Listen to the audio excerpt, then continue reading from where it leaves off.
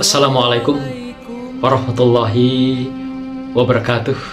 Jumpa lagi dengan Mutarlati Wisdom, channel yang smart dan wise.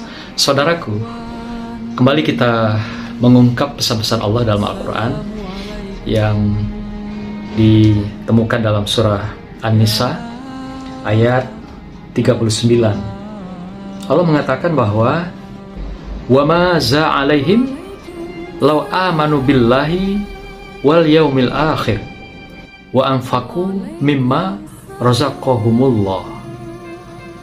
Apakah mudaratnya bagi mereka kalau mereka beriman kepada Allah dan hari kemudian dan menafkahkan sebagian rezeki yang telah diberikan Allah kepada mereka?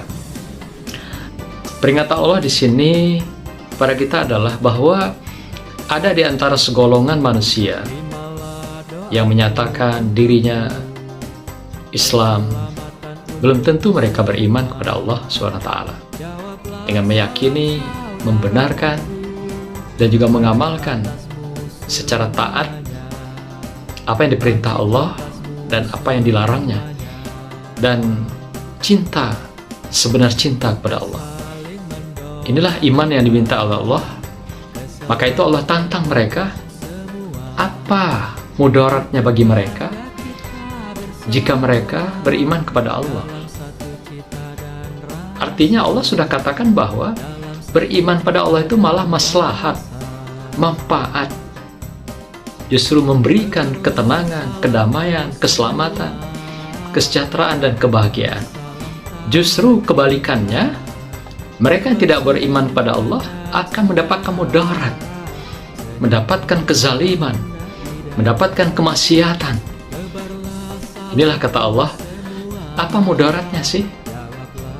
Artinya Allah sudah berikan, sudah hamparkan berbagai anugerah, berbagai barokah, berbagai nikmat. Allah minta kita iman, minta kita takwa pada Allah.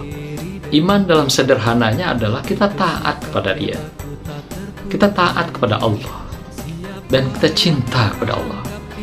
Puncak kecintaan itulah kita selalu rindu, selalu ingin dekat, selalu ingin di rumah Allah, selalu kita merasa tenang dan damai tatkala kita melaksanakan perintah Allah, berada dalam resah dan gelisah tatkala kita mengingkari perintah-perintah Allah, sekecil apapun.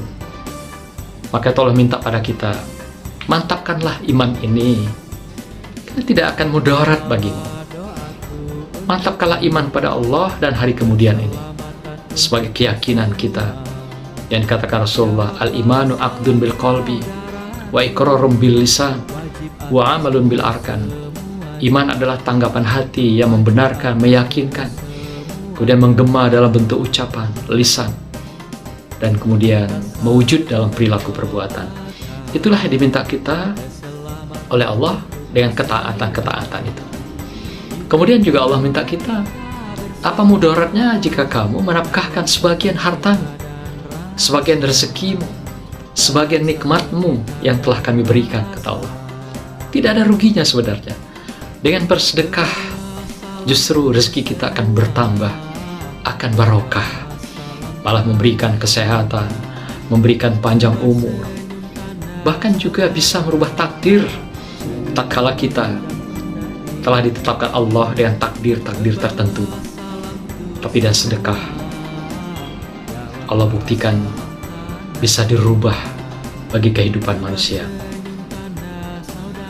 Bagi siapa yang tidak mau bersedekah, infak, zakat, wakaf, dan mereka menekuni kehidupan-kehidupan yang penuh dengan subhat, penuh dengan riba, justru mereka bagaikan menimbun abu, menimbun sekam. Jumlahnya banyak, jumlahnya besar, tapi dalam tempo sesaat abu dan sekam itu bisa berserakan, berantakan, musnah, karena tidak dibingkai oleh kekuatan iman, tidak dibingkai oleh kekuatan kekuatan syukur kita pada Allah SWT. Maka itu riba itu akan menghabiskan harta kita, akan memusnahkan harta benda kita, akan meluluh lantakkan rezeki kita, dan justru akan kembali juga terpulang pada orangnya, akan ditimbulkan penyakit, akan diberikan musibah, ditimpakan azab. Inilah bagi mereka yang menekuni kehidupan yang subhat, riba di dalam kehidupannya. Dan banyak hadis yang mengatakan ancaman-ancaman bagi mereka yang hidup bergelimang dengan riba ini. Maka itu Allah menghimbau agar kita bersedekah, wakaf, zakat, infak. Justru dengan cara-cara ini yang kita lakukan, kita tempuh, akan menambah harta materi kita, akan bertambah kesehatan dan panjang umur kita, dan akan dibuka pintu-pintu ruang takdir kita yang bisa Allah rubah di dalam atau sepanjang kehidupan kita. Begitulah Rasulullah mengatakan, barang siapa yang bersedekah menafkahkan sebagian rezekinya untuk sesama makhluk yang membutuhkan dan yang meminta-minta. Saudaraku, setiap kita ada dalam keimanan, tetapi iman itu pasang surut. Maka itu Allah minta kita selalulah mantap dalam keimanan itu, dan selalu kita diminta berdoa agar Allah mantapkan iman dan hati kita. Apalagi di dalam kehidupan yang tidak vakum kita hadapi, tarikan-tarikan dunia seringkali membuat gejolak, dan berbagai gelombang pasang iman dan hati ini seringkali datang, seringkali pergi, seringkali pasang dan surut. Karena dia memang dihadapkan dengan berbagai tarikan-tarikan nafsu dan tarikan-tarikan ruh. Tarikan-tarikan keduanya ini ada kalanya kita terperosok oleh nafsu, dan ada kalanya kita terbang mendekat Allah melalui ruh kita di dalam diri kita. Maka itu dekatlah pada Allah dengan ibadah, dengan sedekah, dengan puasa, dengan berbagai amal-amal jariah, dengan zikir, dengan Quran, dengan malam-malam kita yang kita lakukan ibadah, yang kita lakukan munajat, yang kita lakukan mendekatkan diri pada Allah. Inilah cara kita memantapkan iman kita, memantapkan hati kita dari karat-karat kehidupan dunia, dari berbagai pesona dunia yang tidak gampang kita bisa menghindar darinya, yang selalu tarik-menarik, yang selalu mereka menunjukkan keindahan-keindahan dan berbagai kesenangan-kesenangan dunia. Iman dan hati satu rumpun untuk kita membangun kehidupan bersama Allah.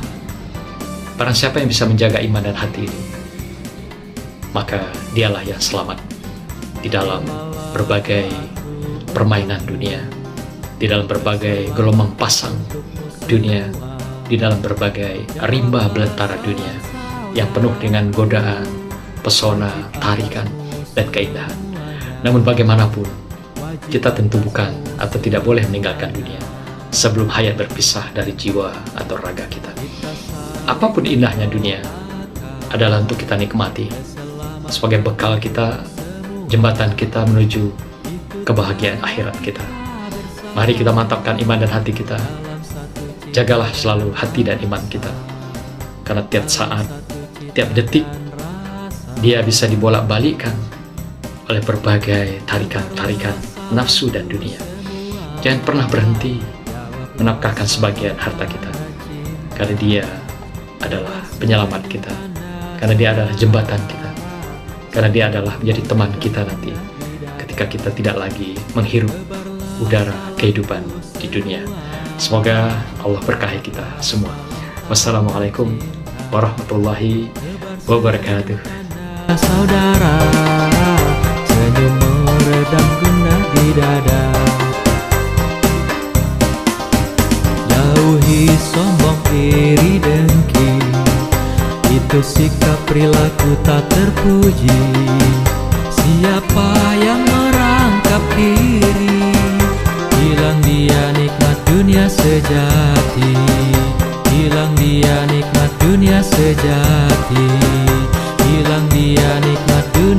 sejati